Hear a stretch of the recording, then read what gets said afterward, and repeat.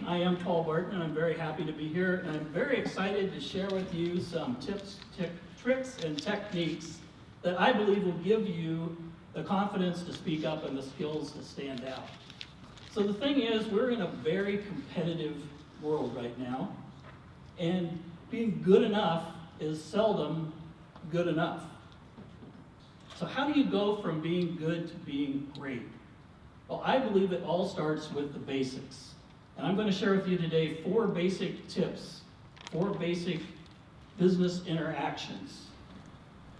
And the first of those is perhaps the most basic business interaction of all, and that would be the handshake. So handshakes can tell us an awful lot about a person, sometimes not the message that they're intending to send. When we're nervous, when we're apprehensive, when we're overly aggressive, we can send the wrong messages about who we really want to be. And obviously what we want to do, particularly in a job interview situation, a networking situation, a new business contact, is to exude confidence, professionalism, but also warm and friendly. So how do we do that? Well, I'm going to show you, but in order to do that, I need a volunteer. Somebody like to come up front? There we go. Gilly, who I met earlier. Hard to forget your name, Gilly. I was telling everybody like Gilligan or Silly, whatever helps. Like Gilligan or Silly, okay, all right, that does help. Yeah. All right, so let me show you a couple of ways that aren't so good to handshake and explain kind of why.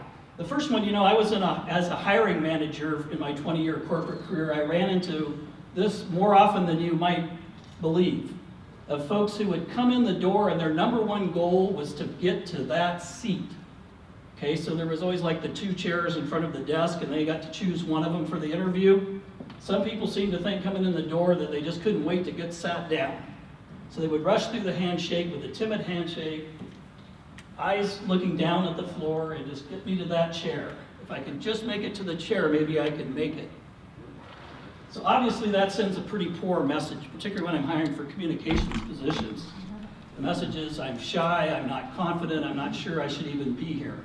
Not somebody you want to hire, and it's difficult to recover from that first impression. It's not impossible, but it's difficult to recover from that position.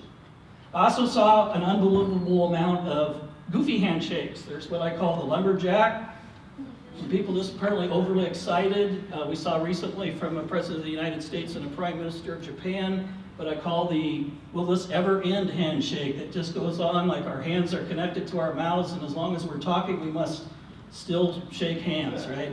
So there's also the friendly, hard to do this with a microphone, but extending out there. That's fine for folks that you've known for 20 years and maybe haven't seen for a while. Not so good from a first meeting. So how should you shake hands? Well, the first thing you need to do is square up with the person you're talking to. This shows that you're actually interested in that person. If you're kind of sideways, it's like, well, maybe I'm just not really into this as much as I need to be. So a handshake is something you don't want to rush. Take your time, do it right. There's plenty of time for the interview afterwards. So you want to square up with the person. You want to meet them with your hand at a 45-degree angle. All right, some people believe the term upper hand comes from folks who are dominant who kind of want to turn you on that. And you'll notice after this session, in your life, you'll run into these folks. And it's kind of fun. I like to play a game with them and kind of try to turn the hand back. And you'll feel people resist. And it's an unconscious resistance usually. I don't think they're consciously thinking, aha, he's trying to get the upper hand. I think it's an unconscious motion, but it is kind of fun to play with them a little bit. You can't control the other person and what they're doing, but you can control yourself. So what you want to do is extend at the 45-degree angle. You want to meet them on a scale of 0 to 10 at a 5 for pressure. They may be squeezing your hand off. You can't control that. You do what you do. They may twist your hand and get the upper hand. You can't control that. Again, you can push back if you want to play with them, but you can't control that. How long should you hold on? Well, you don't want to consciously be counting, but I recommend kind of 3 pumps and you're out. So you can continue talking with someone when you're done, but you don't want to do the never-ending handshake where apparently together we're inflating an air mattress. All right, so let's practice this for real. Hi, I'm Paul. Hi, Paul. I'm Gilly. Nice to meet you. Ah, excellent. All right, good job. Everyone give Gilly a hand. All right, so that is how we execute a proper handshake. Again, don't rush through it. Take your time with these things. All right, next we're going to look at another common thing that we do all throughout our lives. We introduce ourselves all the time. Backyard barbecues, you're attending a conference, they're going around the room and everybody's introducing themselves. And in the job interview, it usually begins with that question, tell me a little bit about yourself. Anybody here ever hear that question? Yeah, we've all heard that question, right? So some folks come in the door, there's usually a little bit of chit chat. How was the weather? How was your drive in? Even then you're being judged a little bit about your confidence, about how you're appearing, your body language and so forth. But at some point, they'll look over I've looked over your resume and why don't we start with you telling me a little bit about yourself? That's the point when the interview's actually begun. And a surprising number of people that I interviewed actually looked surprised when you asked that question. I was always a bit surprised that they were surprised. Other folks are expecting the question but haven't really rehearsed an answer. So you need to definitely have an answer for that question. I can guarantee you will be asked that question and you will be judged on your clarity, conciseness, how clear, how confident, and how informative your answer is going to be. All right, so there's a number of ways that we can answer that, but I recommend a particular formula that starts with what is your present, then moves to your past. So the deal is with the first two, the big elephant in the room is you. And most people don't really care where you came from until they kind of figure out who you are standing in front of them. So this is your relative present. So in a job interview, it could be, I'm a software engineer, I special in Ruby Rails. It's my specialty.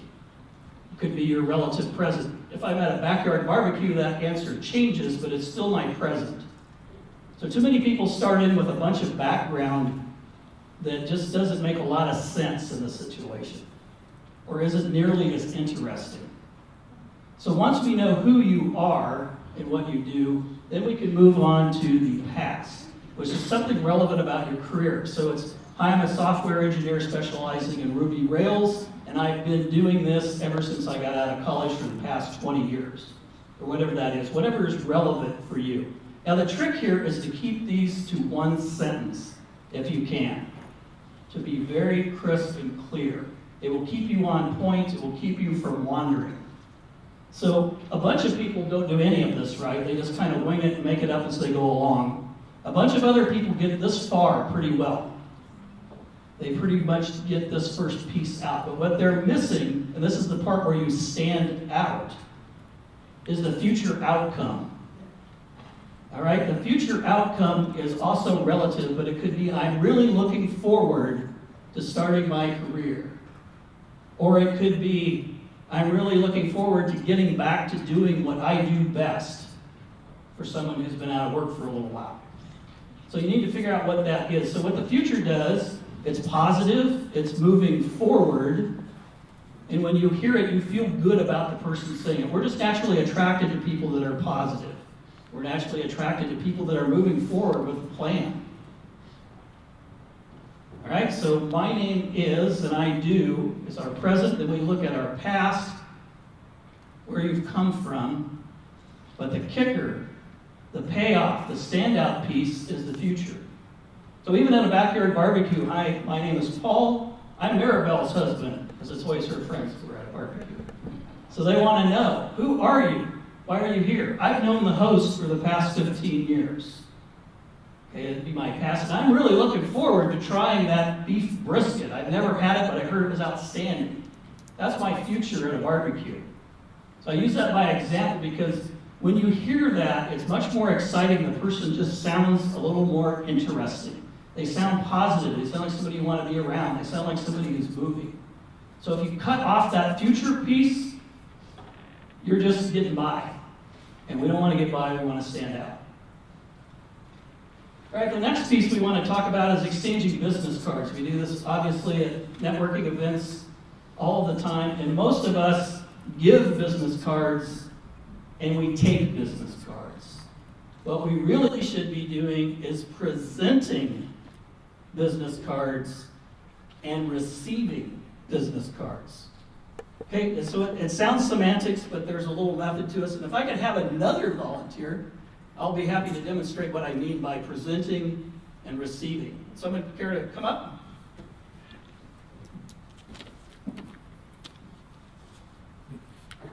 And you are? Benjamin Jagir. Benjamin. All right, Benjamin and I will practice our handshakes. All right. 3, and we maintained eye contact throughout. I didn't mention that earlier, but that is key as well. And too many people break off eye contact too soon. I know we do this thing in church where we all get up every Sunday and we greet the people around us. And I get people all the time who start doing a great handshake and greeting me, but they're already in their eyes are looking for the next person before we're done. Anybody experience that? How do you feel when that happens? You don't feel very important, do you? We're already moving on to the next guy. I'm done with you. You had my 3 seconds. So obviously in a networking situation, you want somebody to feel good that they have your focus and your attention, so you don't want to break off eye contact. All right, so when you're at a networking event, a really good time to ask for a business card is when you're trying to break off a conversation that you've already been having for about 5 minutes, because you need to move on and talk to other people. And sometimes it's kind of hard to know how to end those conversations, right? You enjoy talking to the person, but you need to meet other people. How do you end that? What I like to do is at that point ask for the card, because that shows you're truly still interested in the person, particularly if you receive it. So we've been talking for a while, and I could say something like, you know, it's been really nice talking with you. Do you have a card? Okay, so that doesn't make the person feel like I want to get rid of you, but it's a good, polite way to end our conversation. So do you happen to have a card, Benjamin? I do. All right. So when Benjamin gives me his card, and he kind of gave it rather than presented it, but I'm going to receive it. So when I receive a card as opposed to taking it, when I take it, I'm just going to take it and shove it in my pocket, maybe in my back pocket, maybe stick it in my wallet. Studies show that 88% of business cards are thrown away within 1 week after they're given out. Okay, I don't think that probably surprises you, because I'll bet that's your behavior as well. Probably about 88% of the cards you receive get tossed. Some of them probably as soon as Benjamin turns his back, right?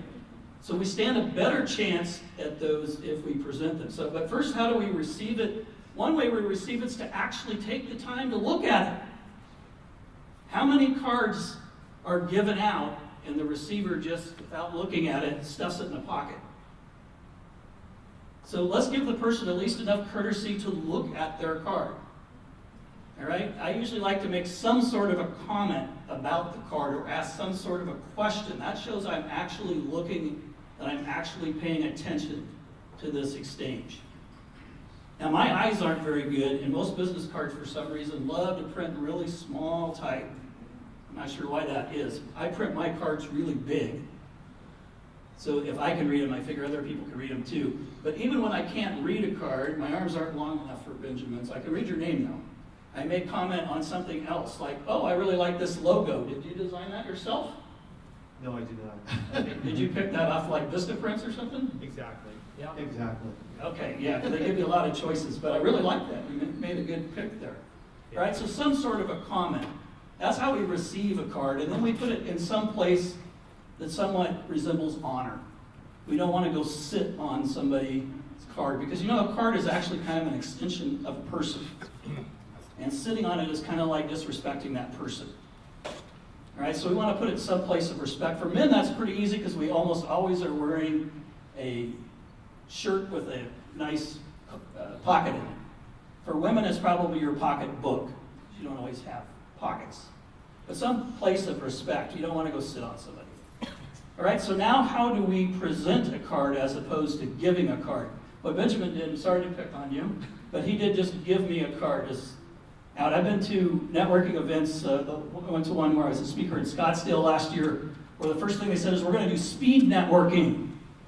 Whoever can give out or whoever can get the most cards in the next 10 minutes wins some goofy prize. So as soon as that was announced, my first thought was, well, there's a contest that I'm going to lose.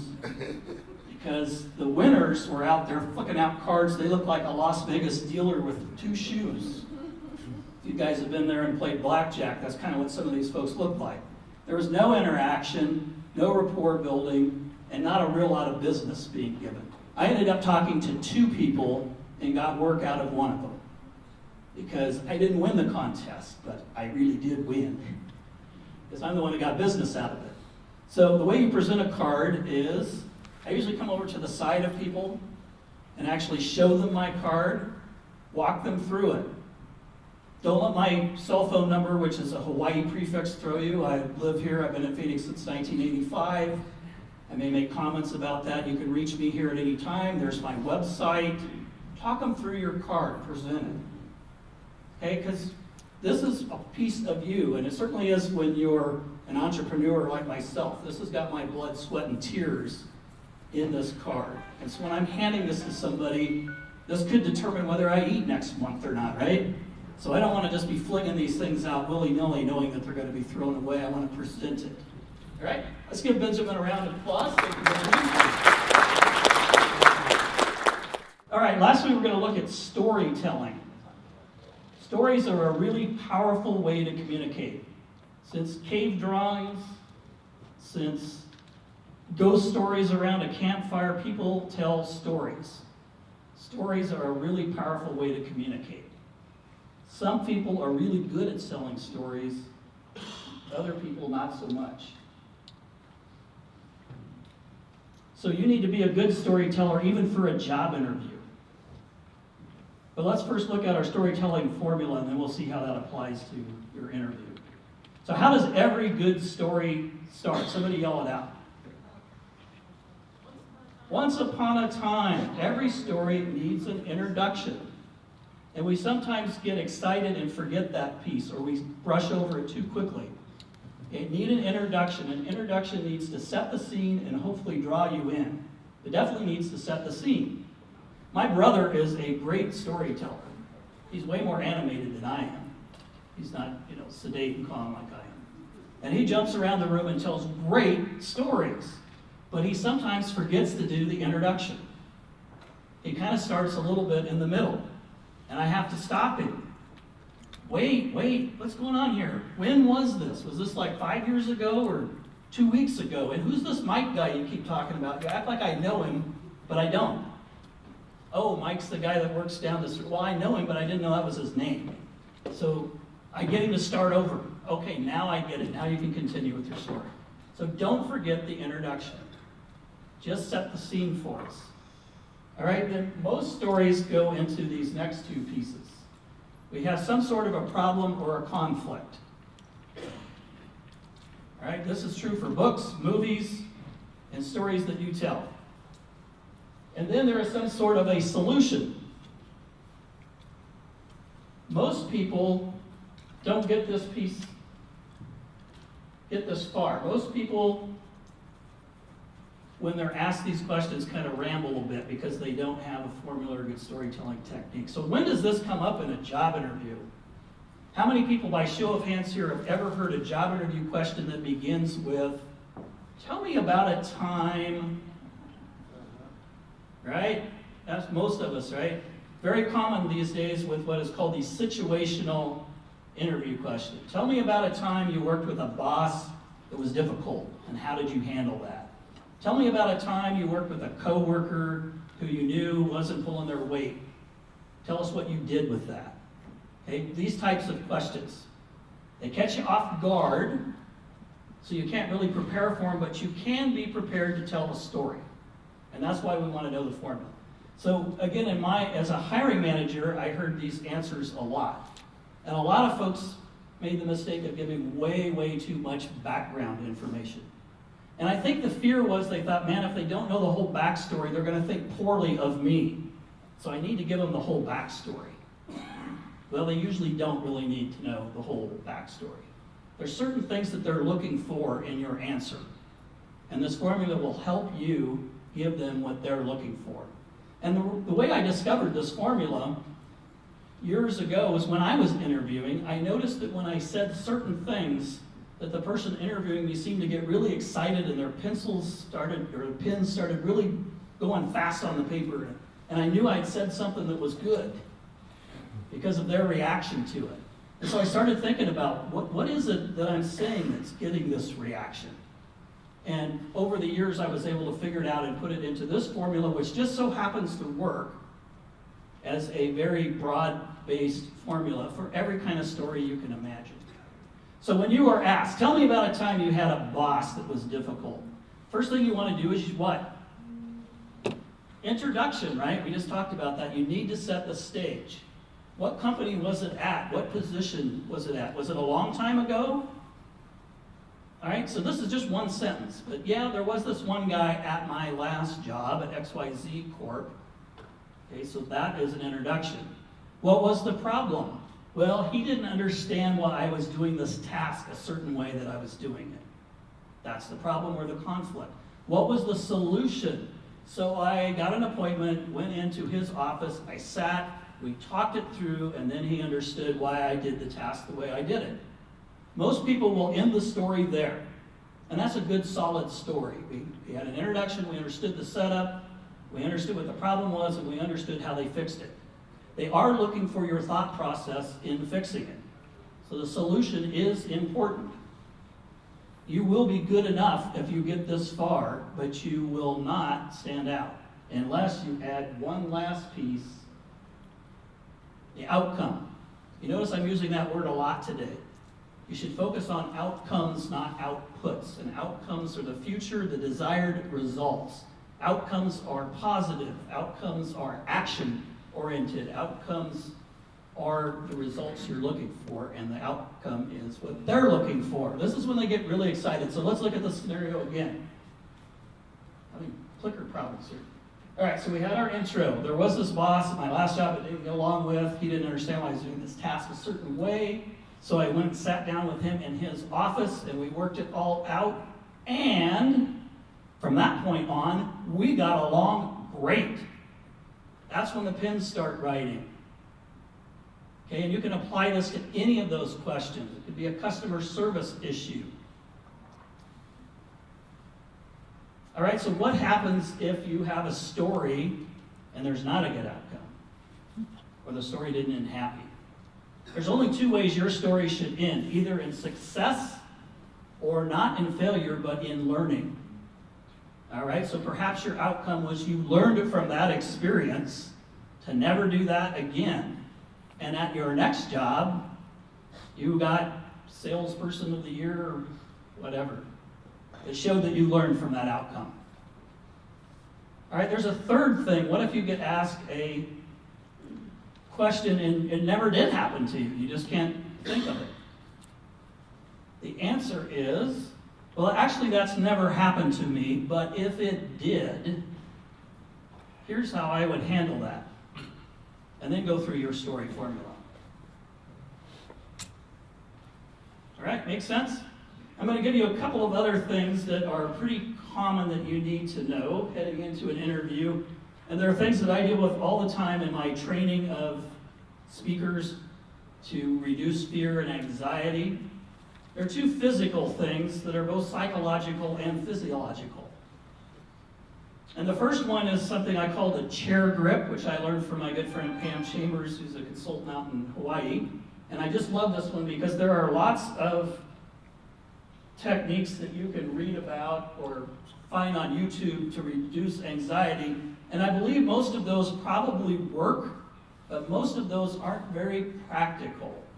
Because most of the time, for instance, one of them has you doing things like deep breathing and making victory formations with your arms. Have you seen that video? It's real popular now where you make the V with your arms. All right, that's not very practical when you're sitting in the reception area waiting to go into your interview, is it? I saw another one about loosening up your lips that had a guy going, woo, woo. I'm not sure I would recommend that for the reception area for your interview, okay? So what I like about the one I'm about to show you is you can really do it anywhere and nobody knows you're doing it. So physiologically, we have a lot of adrenaline going when we're excited. And hopefully we can turn that adrenaline into presentation energy rather than nervousness. Okay? So generally when we speak, what we try to do is control our upper bodies. And that's why you see people striking poses like their arms behind their back. It's real common for men. Or hands in the pockets. because we don't want to be seen with our arms flipping around, right? So we try to control that. But what we forget about, what we can't control then, becomes our feet. And we start doing all this kind of stuff while we're talking without even knowing it. So this exercise is good to stop that too. What happens, we've got all this adrenaline. We need to either convert that into positive energy or we need to burn that off. And what I'm going to show you is a way to burn that off. So take whatever your dominant hand is. It's your right hand. Use your right hand. Left hand, use your left hand. Grab your chair on the side. And what you're going to do is pull as hard as you can. And here's the secret. It has to be from your elbow up, not from your shoulder. All right? And you do that for 30 seconds. And what you'll find is you can look around the room, perfectly natural. You can even smile doing it, right? And no one knows you're doing it. But what you're doing is you're burning off nervous energy. All right? So give that a try. It definitely won't hurt. And the receptionist won't look at you funny like they will if you're making that victory pose. All right, the second one I'm going to show you is just about breathing. Our bodies, when we're nervous, go into the fight or flight mode. And one of the things we do is shallow breathing. And that causes a lot of problems because we're not getting the necessary oxygen and actually physiologically contributes to our nervousness. So this exercise is really only as good as you make it. All right? Because it requires you to use some imagination. So let's start with kind of the wrong way of breathing first. Take your hands and put them on your upper chest here and try breathing in and out about 4 times from that area.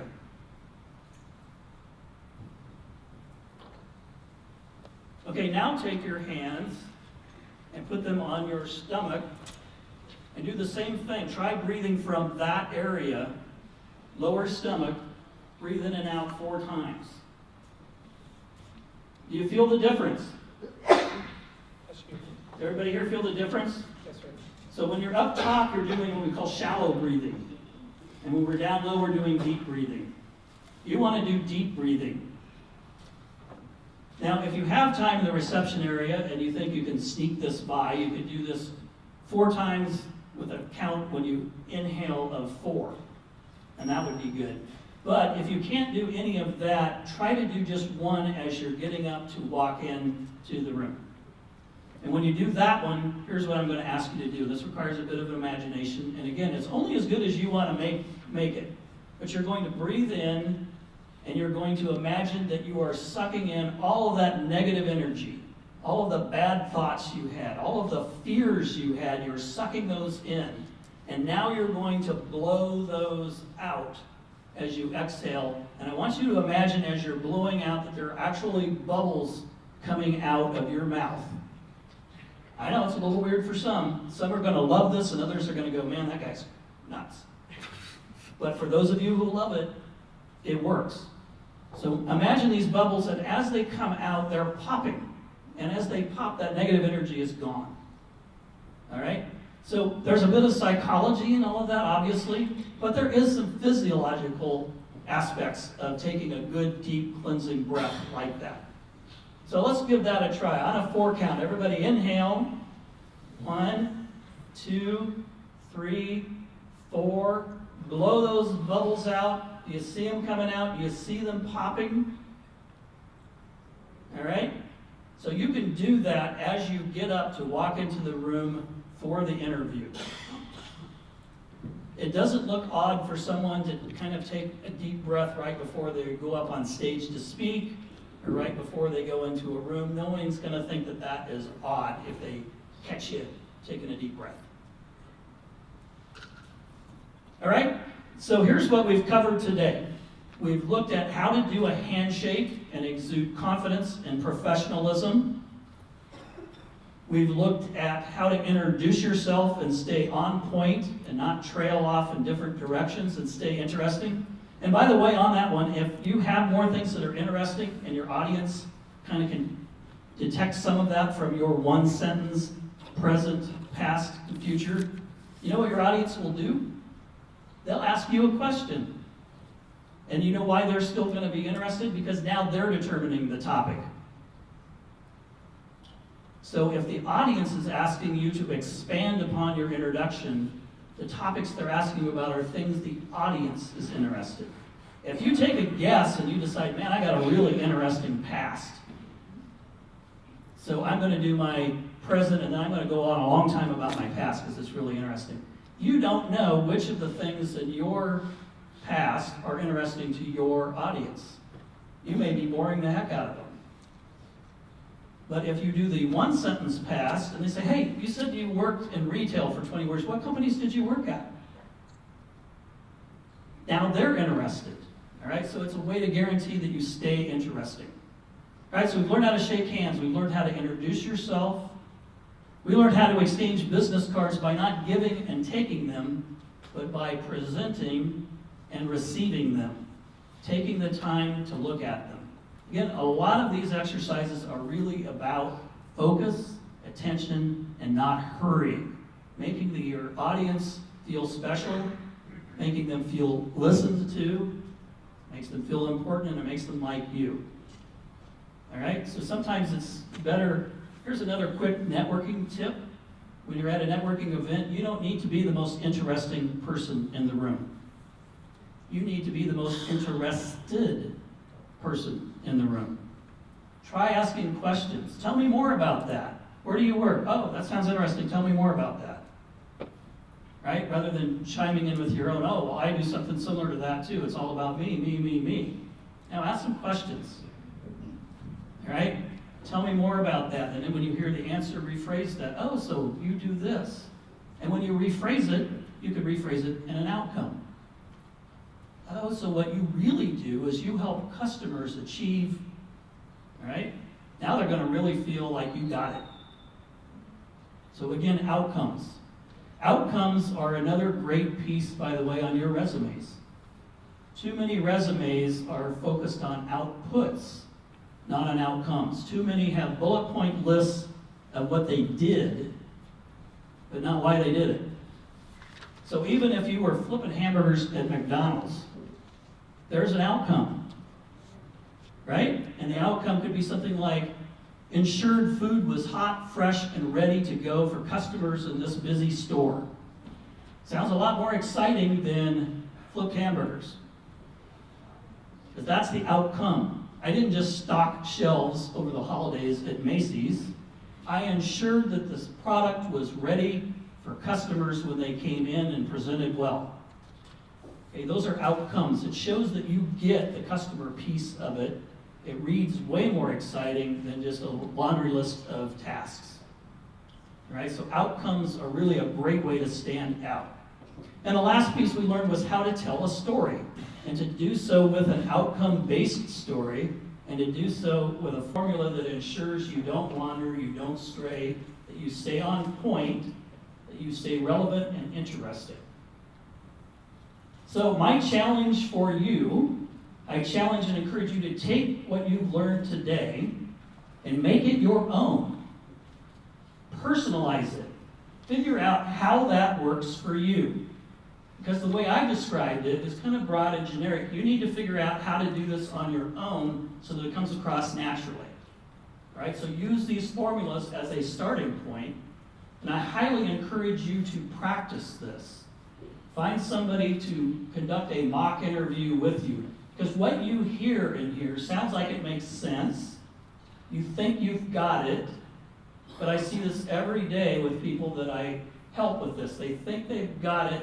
Now let's go try to do a mock interview. And you know what? I don't quite got it after all. Because in my head I had the formula, but now that I'm trying to do this, it's not coming out quite right. It doesn't quite feel like me. But you know what? Nothing feels like you the first time you do it. First time you shot a basketball layup or tried to go bowling, that all felt pretty awkward. It only gets better with practice. Why would you go into a job interview without any practice? We don't do anything else in life without any practice. So why would we go to a job interview that's crucial without practicing? So find somebody to try these out on. Have them ask you questions where you're not quite sure. Tell me about a time when, and you're not quite sure what they are going to ask. Maybe even give them a list of 7 things that they could potentially ask. Have them say, so tell me a little bit about yourself. Sit at that desk with the 2 chairs. Walk in the room and practice that handshake. Practice those cards. Today, we have some opportunities to network. So let's practice our handshakes and cards. So if you do, take this, personalize it, make it your own, make it work for you, I believe that you will then have the confidence to speak up and the skills to stand out. All right, I thank you very much. You've been a great audience. And I wish you all the best of luck.